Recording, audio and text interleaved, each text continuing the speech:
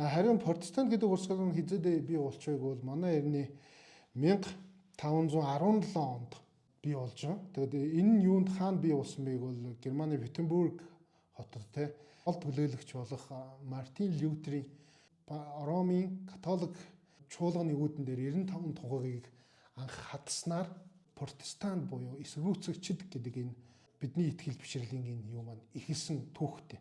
Тэгээд мэдээж дараа нь бид нар юуны тухай ярих хэрэгтэй вэ гэвэл төлөөлөгчийн тухай ярих хэрэгтэй болно. Хоёрдугаар Ромын католик шашны бол үндсэн суурин төлөөлөгч нь Гиген Петр гэж өнөхөд өөрсдөө үздэг. Харин протестант урсгалын бид нар болохоор өөрсдөө бидний төлөөлөгч мэдээж Мартин Лютер буюу 1517 онд энэхүү шинжлэлийг бий болгосон гэж ярьж байгаа. Тэгэхээр мэдээж энэ хоёр маань нэг католик шашнаас өөрсдөө протестант гэдэг юм урсгал чиглэл маань гарч ирсэн.